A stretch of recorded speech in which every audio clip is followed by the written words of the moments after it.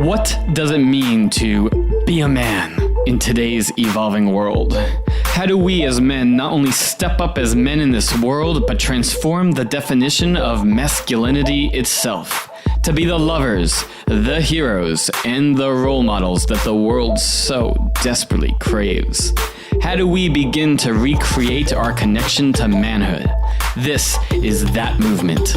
We are ushering in a new generation of men and a new definition of masculine power to radically transform your sex life, your love life, your work life, and your world. I am Destin and this is The Evolved Masculine, redefining sex, power, and success.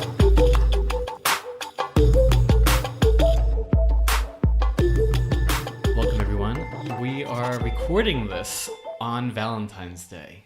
Valentine's Day is such a tricky day, you know, it has to do with that ever tricky emotion that is love. But I mean, love isn't itself tricky, it's our relationship to it that's so tricky. And I know that this day, by the time you're listening to this day is behind you, and I'm curious, how was your Valentine's Day? For a lot of people, it's seeped in expectations.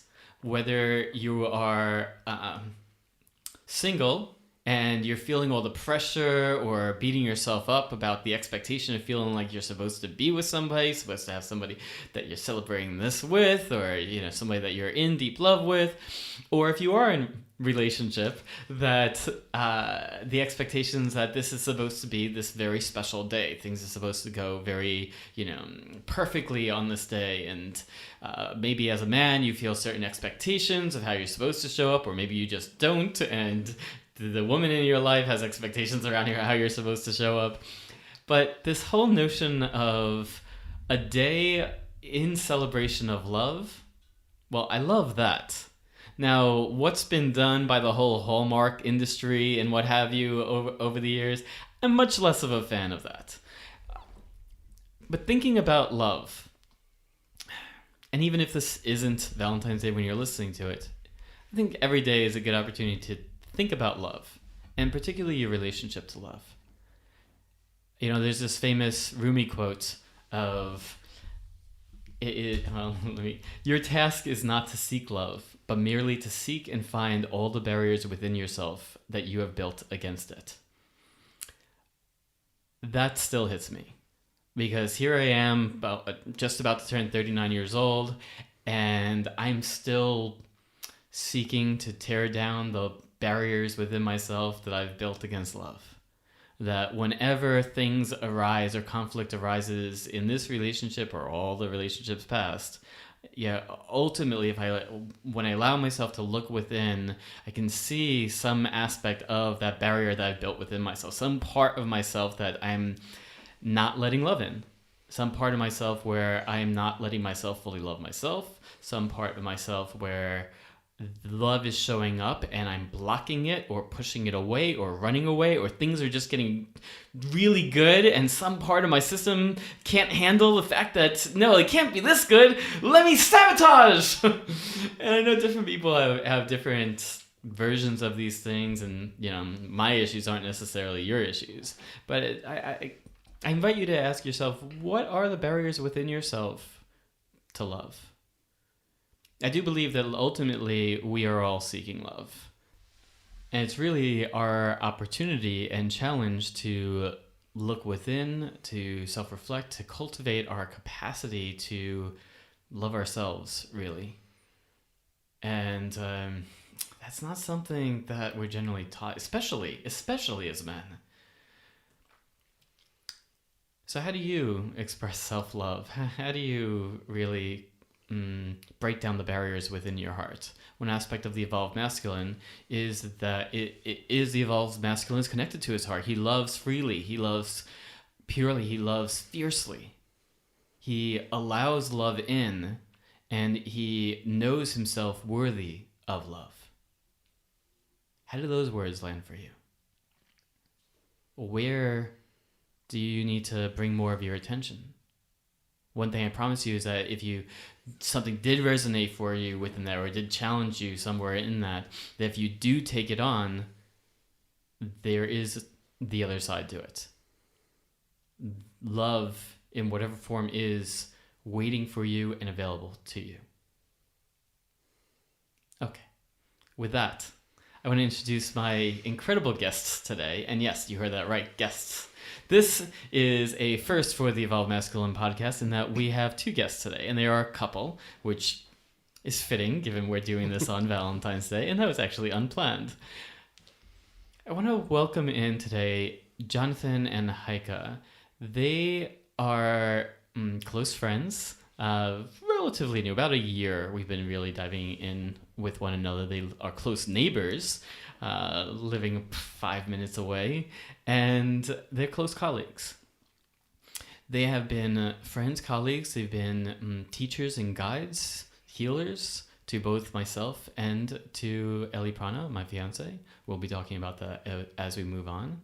They consistently impress me with how they show up, their commitment to continuously getting better at what they do, and in their ability to communicate what they do with the world. And everything else I'm sure we'll get into as we do this. But I have much love and respect for both of them, both of you. Welcome, Heike and Jonathan.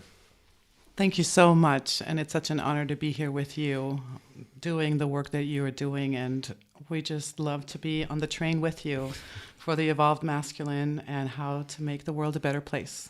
Absolutely, Destin. And you spoke of our friendship and you didn't speak of our hikes where we really get to help each other and diving deeper into this. Yeah, Jonathan and I meet roughly path. Weekly to kind of like go on bro hikes. Let's just support one another, dive into whatever's really present for us. Yeah. And it's nice to process some of those things. So I dig into the personal, but tell us a little bit about the two of you on a professional basis. Who are the two of you in the world? We are... First and foremost, we are about love. We're a loving couple, very much committed, a married couple that our ultimate desire is to bring this type of love, what we call the new relationship paradigm, to the world. And oftentimes in the way of having that type of love is all of the stuff from the past. And so in addition to that, our primary business is we are somatic sexual healers. So, somatic sexual healers. Maybe Heike, you can answer this one. What's a somatic sexual healer? Well, somatic in general addresses the body and whatever's in the tissue of old stories, of old experiences, like you talked about earlier with the love and all the pain that came with the past that keeps us shut down. And since we are all about love, we're using somatic bodywork to really open up these spaces again, to clear the past, what hurt us, and keeps us from opening our heart up again. Okay, so I believe what you're saying is that when we have these different experiences throughout our past, including all the way back to our childhood, that end up being traumatic, and sometimes that can be like holy shit traumatic, and sometimes it can be this you may not have ever even thought about it, but it still left some sort of impression in you, some sort of mark in you, that these experiences live in the tissues, in the musculature, and in the body itself. And that if you want to truly heal, you need to somehow move it or release it from the body. Did I get that right? Exactly. And it is like we have done the talk therapy, we've done the meditation, we've done all the things on our mental and spiritual level. But it's really right now, especially we are in the times of really cleaning up the body and all the memories and what happened in the past. So the body needs to come along in that, very focused to really find those old stories, those old experiences, and really have them release. And the thing about talk therapy is and talk therapy certainly does have a place, but when you are not taking the entire body as an organism into consideration, you're really missing half the picture. Yeah, and exactly as Destin just said, as those memories come in, the fight, flight, or freeze response, that energy gets stuck in the body, and animals and dogs and birds shake that trauma off real quickly and recover like nothing happened. Humans don't do that. We are kind of trained to go see a psychologist and sit down and talk, and we end up or we're trained to just shut up and deal with it, or freeze. Especially as men, we're taught to shut up and deal with it. Absolutely. Yeah. Yeah, get over it, move on. Be a man. Yeah, it's not a big deal. Yeah. So, how did you come to realize that that there was so much in the body, and is this like, who is this really for? This type of work. There's two very different questions. Yeah. Well, I originally come from the medical world, being a doctor of naturopathy, and always looking for health and balance. So I looked at all the things too, and there is massage and there's chiropractic, there's all kinds of body work, but putting the two together with the emotional response and what is in the tissue, it was really like a missing link. And then we'll come back later to sexual healing as well, a huge part that literally changed my life. And the other part of your question was, who is this for? Yeah, who is this for? So again, for all the people that have done the work, like the spiritual work, the inner self-empowerment work, all of the consciousness, personal growth, usually clients come to us after they've already done all of this and find themselves still in a loop, still getting triggered, still going in circles, thinking, okay, now I have it all figured out and I've mastered it. And then it comes full back circle to boom, but the body goes, something's still here and it wants to be cleared. Because they keep hitting the same triggers and the same response patterns over and over and over, despite all the books and despite all the seminars and drum circles. Yes. And drum circles. Really? That didn't do it? So I'm going to use that as a jumping off point to share why it was so important to me to bring the two of you on to share with my audience. Long story short, I went to Heike and Jonathan and did their, quote, Kingmaker program. And it wasn't necessarily an easy decision for me. It's confronting. It brings up, as I was getting to know the two of them more and more, I could see and sense that they're the real deal. I've been around enough stuff for long enough to know hundreds of people to recognize real when I see it. And it started actually with my fiance, with Ellie Prana, when she started coming out of her kind of traumatic experiences with the ashram that she was with for 5 years, which she's been increasingly very out about and is sharing more and more about those experiences, and with her Let Me Be Your Voice.org project and others. But it was very difficult for her coming out of that, and I can feel and sense her wounding and this trauma that was alive in her. In the past, I would want to swoop in and play healer, rescuer, savior, and I loved it at the time in past relationships, but it seemed to always fuck up the relationship big time. That suddenly, like, we've created this power dynamic that I didn't intend to create, but now where I'm the supposedly empowered individual who's always somehow playing savior, and my partner is this wounded little bird who I'm always trying to fix and heal or what have you. And I didn't want to have another, like, I am strong, she's weak type of a relationship again. And so I explored quite a bit with Heike and Jonathan, and it's a very big deal to me to send my beloved to anyone. And of course, this ultimately wasn't my decision; it was hers. But she was in her wounds. My strong recommendation definitely played a big role in her being able to trust. And she went through their women's program. The Pleasure on Purpose program is a longer process than the men's program, and and I watched her blossom. With some bumps in the road, right? Yes, that's very true. We'll get As to she that. became more powerful. Yeah, we'll get to that. she transformed so rapidly, and these places where she was in so much pain, so constricted, and carrying so much self-doubt as well. She within a month and a half, 2 months, was vibrant, stepping into her power, owning her voice in ways, honestly, in the 12 years previously that I'd known her, aspects of that I'd never seen in her before. And all in all, I loved it and I encouraged it. I knew it was a really, really great thing. And the whole process also suddenly was bringing up all of my shit, all of my unhealed wounds, suddenly, like, my triggers were out more than ever. And whereas before, I think that when those triggers were up, it was easier to kind of push. It was easier to not take full responsibility because both of our triggers would be really up. We were both, really in our shit and in conflict with one another. But here she was, really, as Heike puts it, cleaning up her side of the street, and my side of the street was still really dirty. That despite all the years of self-reflection and self-work and coaching and all things that I've done, there was stuff that just, these triggers that I could point to. I knew aspects of them that I could point all the way back to deep childhood wounding stuff, but knowing intellectually where they came from and knowing how I would like to be doesn't cut it. The wounds are still being held in my body.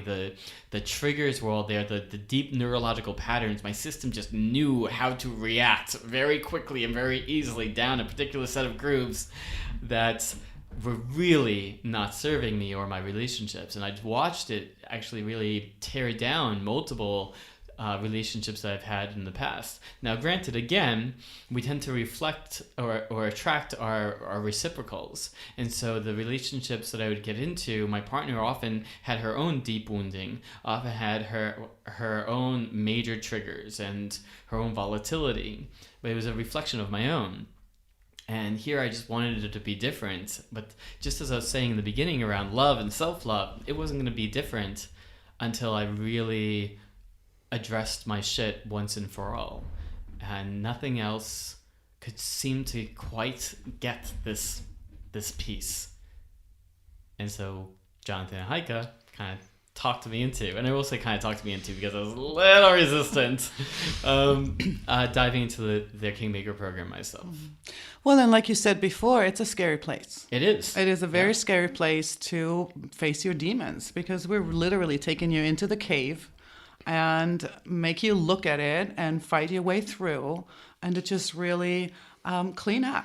And it's a very common theme we see with couples. When we work with couples where one comes in first, it's usually the woman, and she goes home in her goddess bitch or whatever you want to call that state of power, where she says, "Listen, I'm not taking your stuff on my shoulders anymore."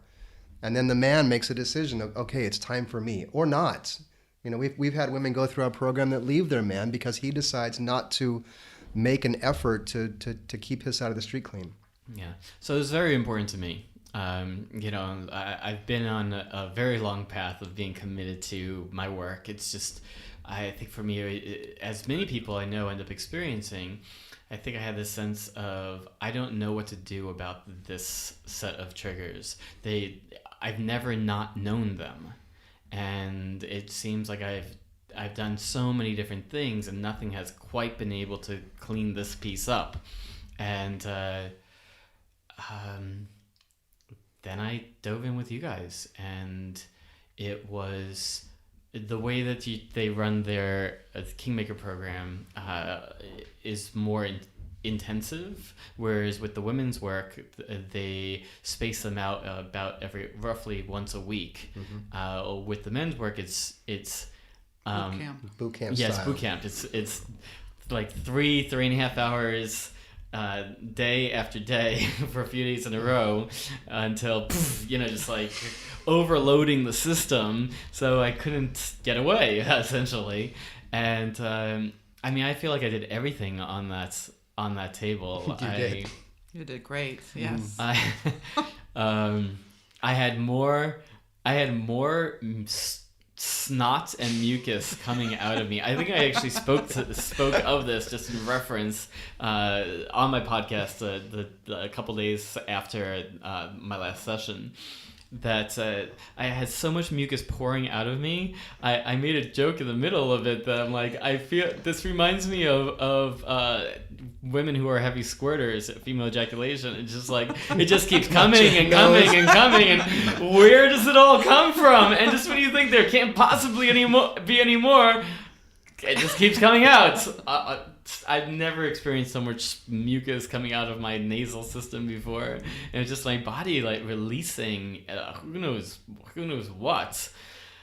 But yeah, I don't know. I get a little emotional as I speak about this because it was so powerful and impactful an experience for me. So again, please. I guess I'd like to hear more from you again around what are the types of things that you have learned and seen with the men that you've worked with in this manner.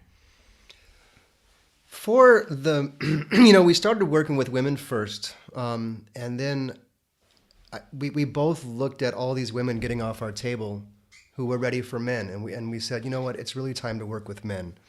And in that time frame, one of the consistent patterns, there's several. One is that conscious men, as much as we're encouraged to show our emotions and share our vulnerability, it still seems as though anger is the no-go place. Like if you're angry, something's wrong with you. And yet, anger is an emotion just like sadness.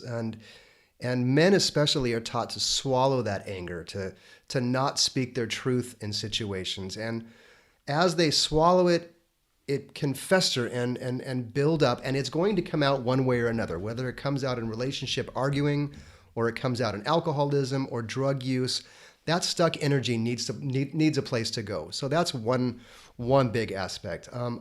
Another one for us, and again, especially the more conscious men become, a lot of the pattern we see is that men can tend to get kind of really stuck in that heart space between the heart and the head and above. They go to spiritual land, and that's a wonderful place to be, but they lose their balls. They lose their masculinity, their masculine drive, their sexuality, because it's been shamed and shut down. And so men run from it and say, I can't show that side of myself. So what they really want to get out of the session is getting back in touch with that primal essence, that animal essence, that almost unleashed, unmoral, unwild, hairy animal that is their sexual power, that is their sexual drive, while still, and this is what makes it different, still having that control by what we call the gracious, heart-centered king.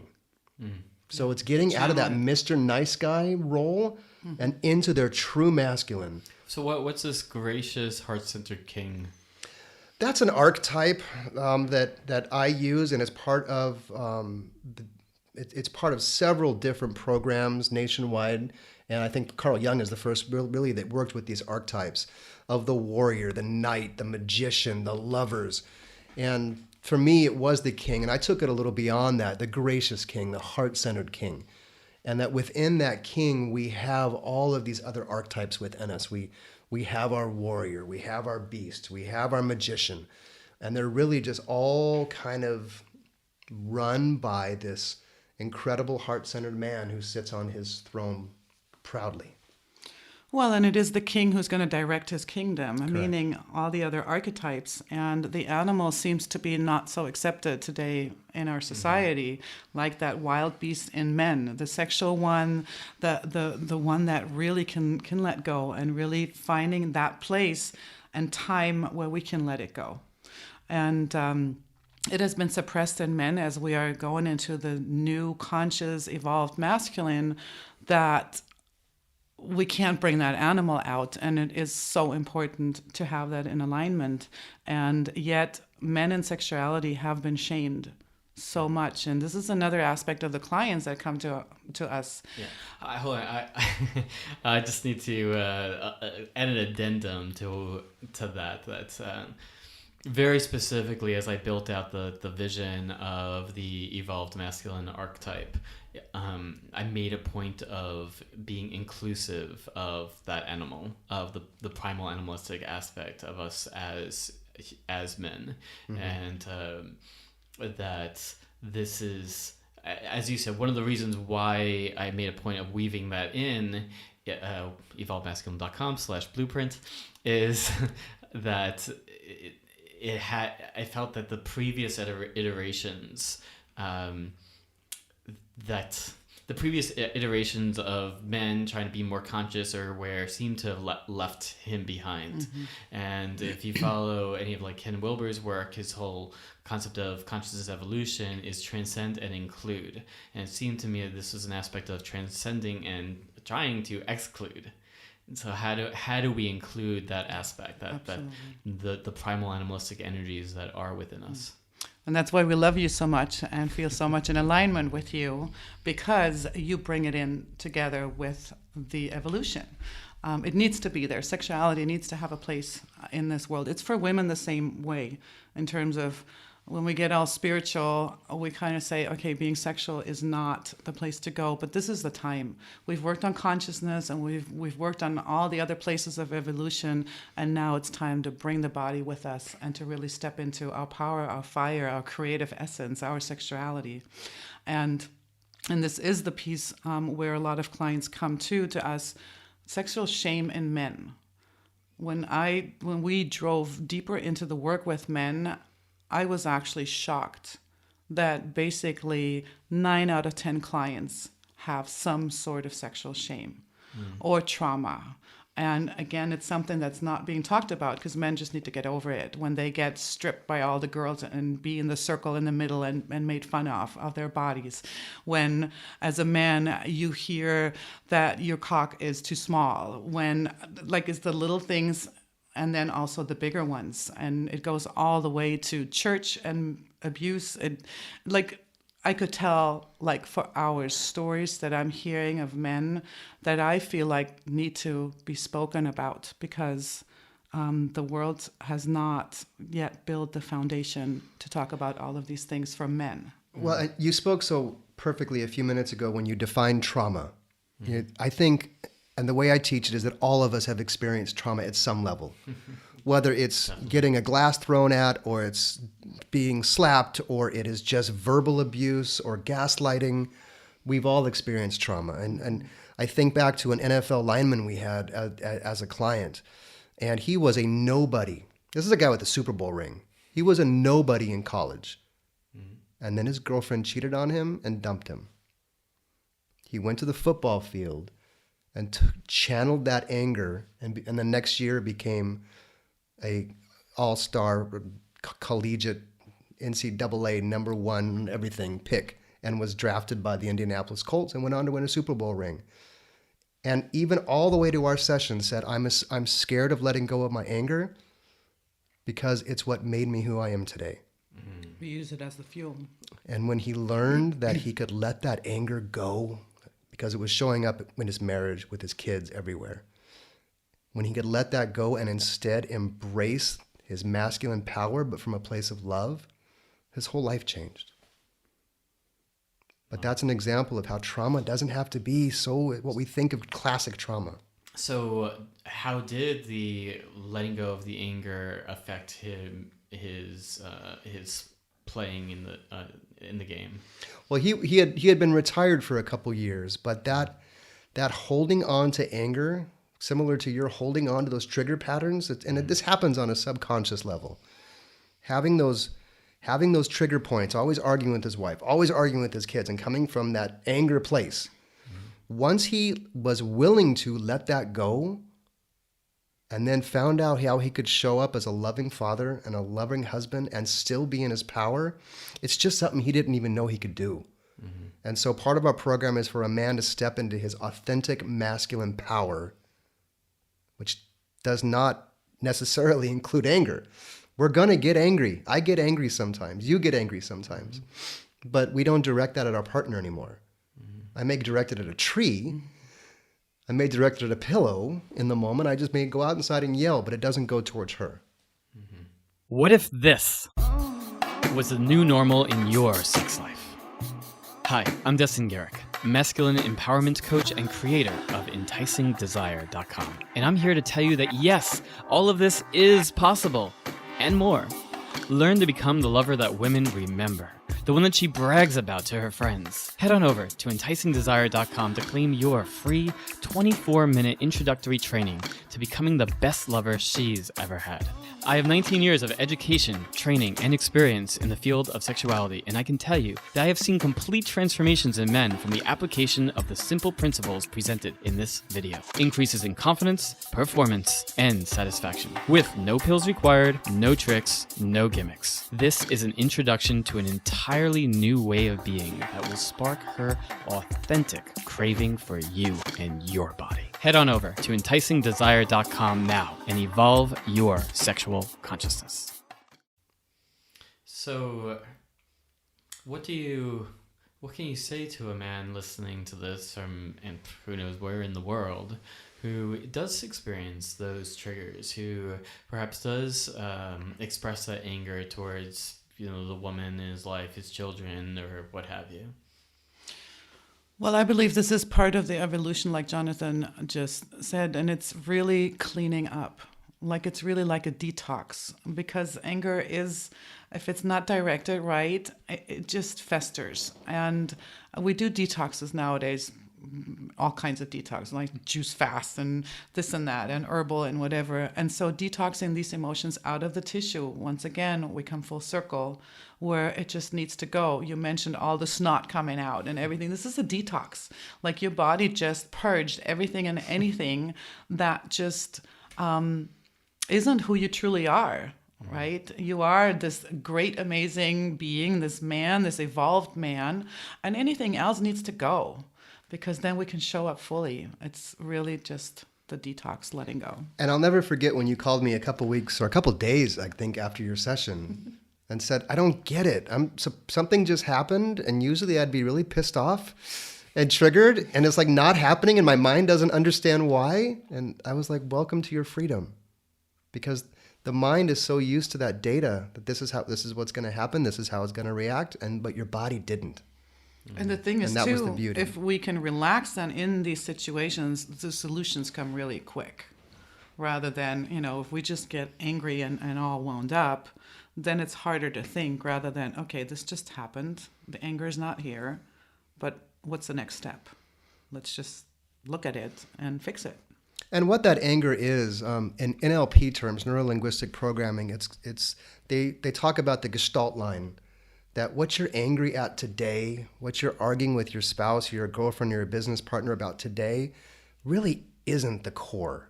It's just the accumulation of years and years and years of these trigger points that are firing. So that if we can go back to the root, whether it's mom or dad or the girlfriend that leaves you in college, and process that, get that out of the body, then everything else falls away like dominoes. Wow. So do you have any other client success stories that you can, or some versions of like what you saw before and then, what a man can experience on the other side, like the concrete changes in his life as a result? Oh my goodness! Start off straight. Yes, of course. I have a client who was very ashamed to have brown skin. He is Mexican, and that goes back to his family days when he was shamed by dating a white girlfriend. He was shamed by his own family. And so his development was really learning to get back in touch with his nationality, with his pride, and his lineage, going all the way back to the Aztec Indians. And this is a man that on our table, when it came time to claim your power, I mean, he really was, here's this humongous Aztec on my table, warrior, just standing up saying, "Rah!" It was like Braveheart. And a particular instant for him when he was 5, and again, he didn't even remember this in his application with us. But what came up on the table, and when I say the table, you're basically on a massage table doing all this processing and movement. We're all about movement, moving that energy out of the body. But for him, there was a memory of when he was 5 years old, and he got challenged to a fight by a school bully. And the bully hit him one time and he fell down, and he never got up. And his pattern in life has been that he's felt like a coward. unable to protect his woman. What would he do if something happened with his woman or his family? Because in his mind, he was a coward. These are identity level beliefs. This is something that happened when he was 5. When he was 5 years old. So, And then on top of it, blaming it on his nationality. blaming it on the his nationality. lineages. So in his particular situation, going back there in time, and we use hypnosis and NLP and the somatic body work, so I'm pressing in the tissue at the same time, moving that memory out of the body. He was able to go back there, stand up to the bully, get up off the ground, start throwing punches at the bully, watch them run away, and then started cursing to them in Mexican to never come back. Sounds silly, and yet that rewrote the entire memory in his body. And that doesn't mean that the next day he has a new memory, but the body does. Mm-hmm. The body moved that stuck freeze, right? We're back to the fight, flight, or freeze syndrome. Sure. He froze, and that energy never got a chance to get out of the body. So by actually recreating it, moving it, having him throw punches and yell, that energy from 5 years old finally got a chance to move out. And he no longer at all feels like a coward. He feels like a powerful, strong Aztec Indian. Another story? Sure. Go for it. Another client came to us, and we actually have seen him before. Wherever he would be crying all the time. He'd not only being moved, but really crying, and there was some deeper grief in it.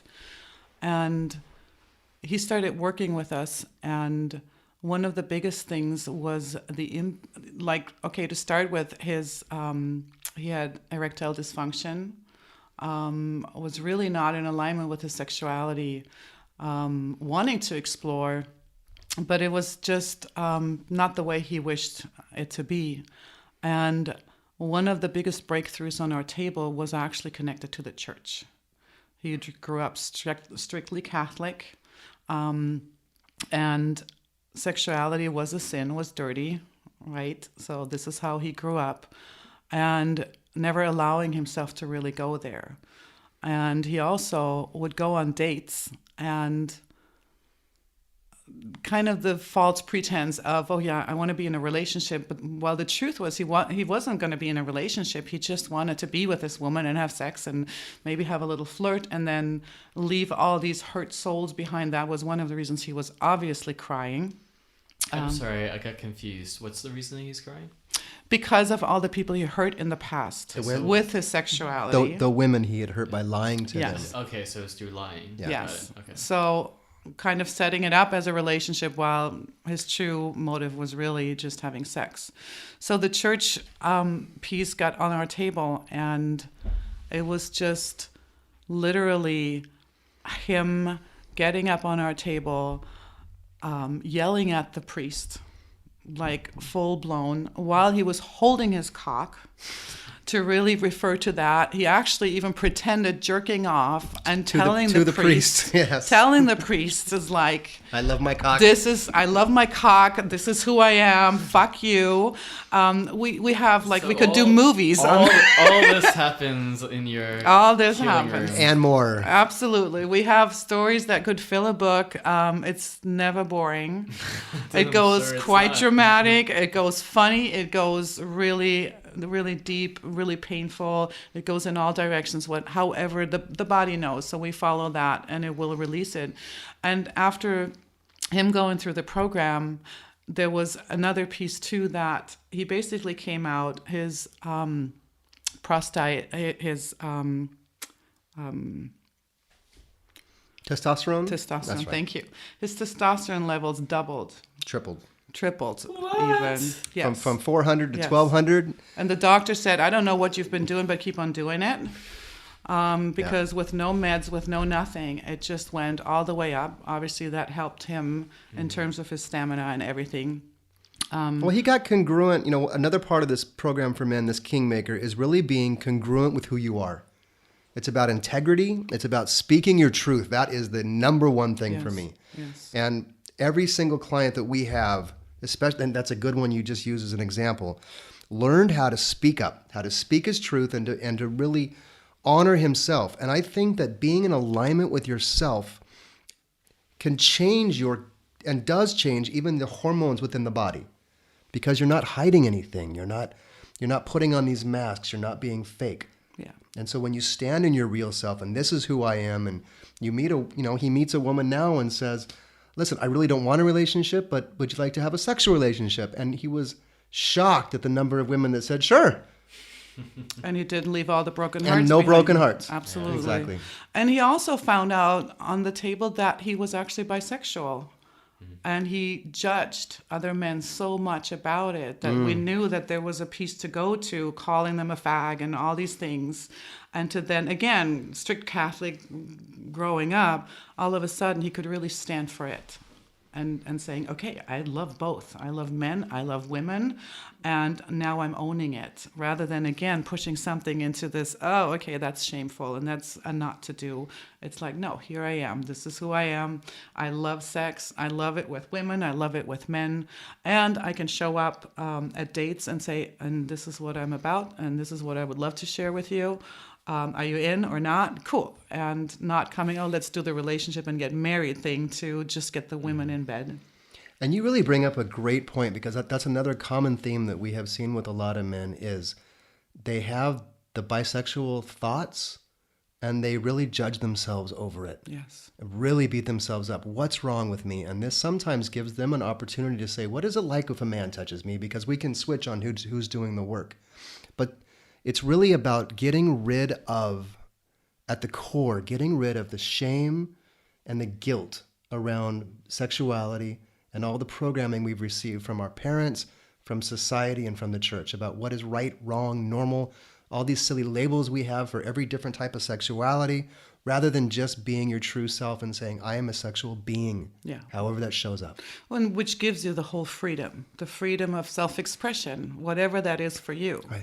Like, we have women getting off our table too that do one night stands now without feeling bad the next day or needing a number or a name even. They're like, good, it was great, I had fun, and I'm moving on. Rather than, okay, now I have to kind of be in that emotional relationship with this man. So whatever works for you is really what this all is about. It's like, what are you in alignment? What is your truth? I think it also helps the client get clearer as to what that truth is. Exactly. Yes. That we can have ideas as to what our truth is that are actually rooted more in responses to old wounding, responses to old pain that we're still carrying. Yes, absolutely. So this is how I'm showing up. This is just who I am. This is just how I am.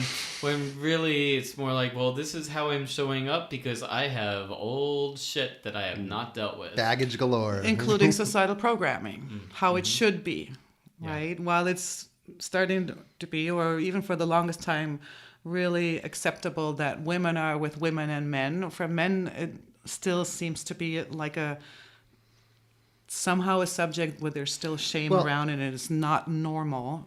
And we're talking here a lot about sex, but I want to bring this back to love, because it's not about the actual sex, but it's about the freedom. It's about being rid of your baggage of not only around sexuality, but around just the pain, or the pain of your parents fighting and yelling at you. That maybe the pain of an ex-girlfriend, like I said before, leaving you and dumping you, or the father that always tells you you're a loser. Yeah, exactly. Or a brother that's saying you're no good. All of these kind of things we store in our body. So getting rid of all of those allows you to show up with a clean slate, either for your current partner or for your next relationship. So you don't show up with all this baggage, right? It's like we always, when we do our meetup, we have this fun thing where we both strap all this baggage on us and then meet each other. And it's like, oh, don't touch that scar here. Don't touch that one. So really showing up with all that baggage released and saying, this is who I am. Yes, I've had a past. Yes, I've kept my side of the street clean. Yes, I'm doing my work. Let's go. So the question is, how would your life be if you could push a reset button? Good, exactly. So that's a really big statement. Yeah. And the truth is, I can stand behind it. We're literally pushing the reset button.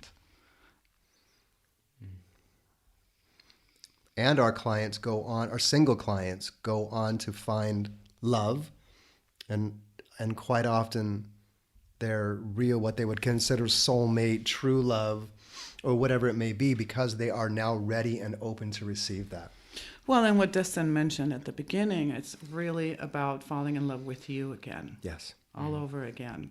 To me, this is the basis of every functioning relationship. If you can't love yourself, it's really hard to keep a relationship going. And they get engaged too. Yeah. I have said before that I really doubt that I would have been able to get engaged to Ellie if it wasn't for the work that I did with the two of you. That again, for all the growth and major growth that I had experienced along my path around myself as a man, around my relationships to women, this thing just kept popping up that I made a decision many years ago that I'm not going to have kids until I can feel certain that I'm going to break this generational chain of this pattern. And so there I was, 38 years old and still no kids, because I didn't feel that sense of confidence. And, coming through the work with you two, I felt that I had more confidence around it than ever before by far, and felt like, okay, it's time. And it's so beautiful to watch you two. No, it is. It is. You just got better and better and better. It's like, to me, any client that comes through, they're not broken. Mm. There's nothing to fix. Just and once again, get out of the way. Yeah, right? It's just about releasing. I think we're so in this, we need to learn more, do more, and ingest more, rather than, no, we just need to let it go. Mm. And then we can show up in this freedom. And I'm just so happy to see the both of you. I teared up earlier when you talked about Ellie, because it was so amazing to watch her, and I have this tearing up again from how she came in and how she came out of the thing, and it's just beautiful to watch what love really is. It is, and that, I think that's what kind of makes us unique in the so-called sexual healing field, is that we work as a husband and wife couple. I think that definitely makes a big difference. That women always feel safe, that men feel safe, that we have such strict boundary protocols that are never ever crossed, because there's so much That's one of the things that I really admired about the two of you, is that yes, when it comes to sexual healers in the world, I feel that there is a lot of ethical issues that exist out there, a lot, and you two have just felt so clean in regards to ethics, in regards to protocol, in regards to boundaries, and unfortunately that's not as common as I would like it to be. Amen. Mm-hmm. And speaking along the ethics line, I want to clear up something, or maybe just really delineate more what Heike said about pressing the reset button, or what I said about a clean slate. People have been taking on this luggage, this baggage, these programs, these experiences for their entire life. 20, 30, actually, we don't even work with 20-year-olds, right? Usually 30, 40, 50-year-olds even. And understand that in 3 sessions or 6 sessions, we can only get so much out.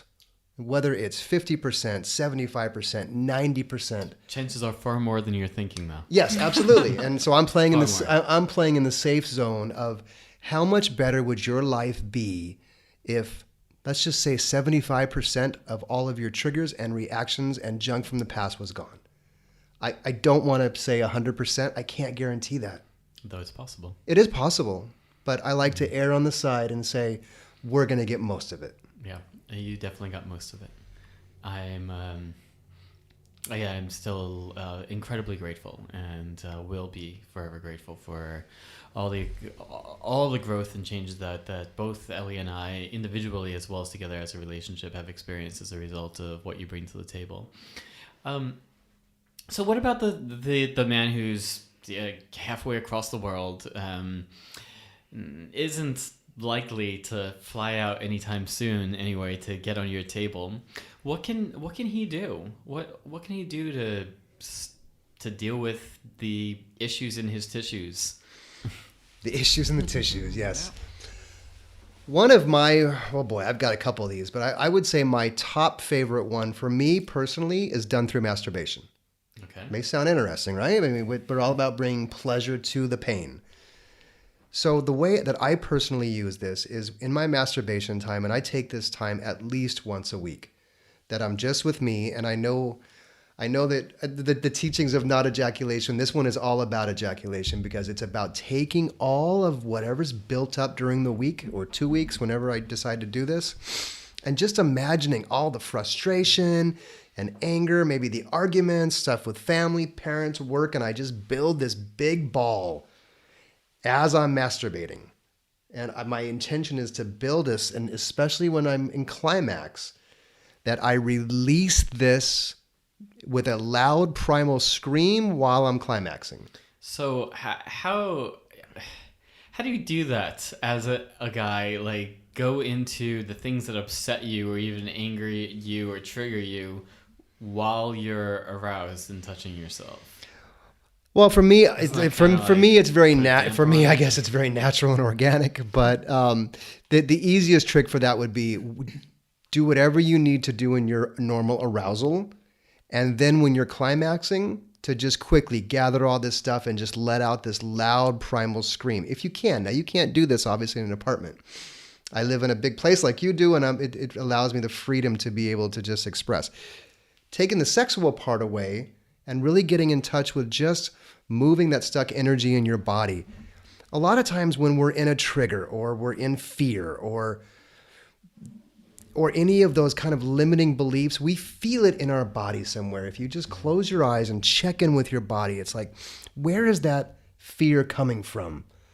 And your body will speak. Wherever that is stored, a lot of times it's in our stomach or maybe our neck or our chest. And a great tool is just to put your hand on there and feel it and really feel the emotion. And if it's anger you feel, then go get angry while you're holding on to that tissue. Go outside and just yell. If you're sad and you bring up sadness, go ahead and cry. While holding on to that. While holding on to that space. What we're looking for is connecting the body to the emotion so we can move it out. Or even the situation. Maybe your father will come up or anything like that, where your father comes up in your shoulder who told you you're a loser. So to really find in your body the place. Yeah. And then also a lot of times the person that it's connected to, because it's usually not your own. When you're reacting and you have the trigger, it's usually a connection with some event of the past. If you can find that on top of it, that would be the best way, because that's really what we're looking at the table too. We're not just saying, okay, get angry, stomp your feet or hit the table. There's other work that functions like that. We really want to associate it to a person, an event, a memory, and then holding the tissue while releasing it, because the best way how to move it is movement, emotion. There's the motion in there too. So it's about movement and sounds that will help you to... So, I mean, you work with a lot of the same things that I teach men about with sexual self-mastery or orgasmic mastery, using breath, sound, movement, and visualization. Absolutely. Yes. To move energy. Absolutely. Yep. Yeah. Yeah. Perfect. One caveat, Jonathan, you were speaking about how maybe you can't do these types of crazy screams if you're in an apartment. Just take a towel and fold it over a couple of times and hold it over your mouth, and you can let loose. Fabulous. Or stuff your face in the pillow. I learn tricks from Destin when I come here. There are ways to muffle that. Either that or just, risk getting kicked out of your apartment. Yeah, just let it out. That's the route I usually chose. The movement is limited, but another way is to get into your car, roll up all the windows. Oh, totally. So that you at least can give it really a voice, but you can't move it as much. And movement is so important. Yeah. Yes. Or go out into the woods.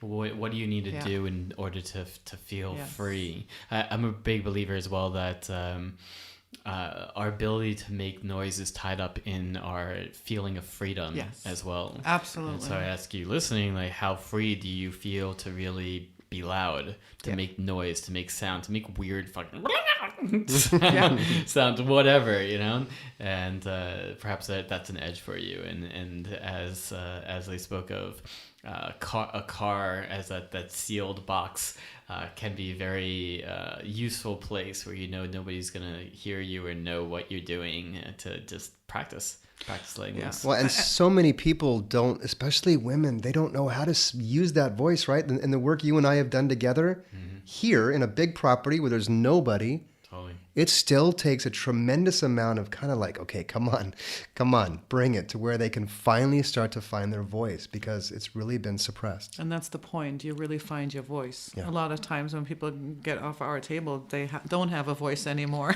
after 3 days. And we're basically saying you're going to get a new one, right? The more authentic one that is more free now to express. And yes, we've been muffled with our truth, our voice, and the sounds that we make, and it goes all the way to sex. Being conscious too. Yeah. This whole being conscious thing, there's still a muffling. Yeah, and I love what Destin said. It's like the challenge. How loud can you be? How loud can you scream? And to stand in it, all the way to sexuality too. It's not to say that you have to be loud. But it is a challenge to, can you be loud? Can you? Do you have the capacity? Well, I know you have the capacity, but do you have access to that? Yeah. And then from the experiences of I can go this entire range, then you can choose what's most appropriate for the moment. But if you don't have that access, the ability to go there, then it's not really choice. Yeah, it's about turning up the volume. And I know that we have clients that we send home with homework to say, okay, we want the most, go on top of the mountain, scream, record it, and send it to us. Ellie did that exercise. Ellie had I remember one that of those one. exercises too. And it was a challenge. And a man finds that voice through, as Destin says, expressing it. I know we have this procedure in our program where the man is in control and command of the session. So it's always his begin before we begin. And in their very first session, that begin looks very loud, right? It's a yelling begin. And then by the end, when they find that real power doesn't need to be loud. But as Destin said, they've been there, and now they know where the power can come from when you can just say begin, and it comes from a place of authority. So clearly the two of you carry a wealth of knowledge and experience, and we could do this for hours, but how would our listeners find out more about you? Or do you have something you want to offer to them? Well, you can find us definitely at our website, which is www.sextraordinaryliving.com. It's Sextraordinary living? Yeah, it's like extraordinary, but ours is sextraordinary.com. And we do offer a 30-minute complimentary phone session to just really see what's going on. Is this for you? Where are you at in life? What are your challenges? And to really see if and what we and we offer. break that up usually by gender. The men will be speaking with me, and the women will speak with Heike. And then usually before we even have a session, we both end up having a Skype session with each other, so they can really get to know us, and we can really dive into those intimate, safe moments for the client. Oh, wonderful, wonderful. So if they want to take you up on that 30-minute complimentary intro, which is very generous of you, they just find you through Sextraordinary Living. Yes, right. Yes. And in fact, Okay. right on our homepage, it's at Sextraordinary Living. They can use our online calendar and book a phone call right there. Sextraordinary. Exactly. That's what we're Living. about. Yes, you are. Yes, you are. Well, it's really been a pleasure to speak with the two of you today. Thank you for being my first couple guest. Yay! On Valentine's. On Valentine's, yes. Absolutely wonderful. And thank you again for everything that you brought into mine and Ellie's life as well. It's really an honor and privilege to have you as both colleagues and friends. Thank you so much, and it does go both ways. You too, Destin. Thank you. Thank you. And you have been listening to Destin Garrick with the Evolved Masculine, redefining sex, power, and success. See you next week.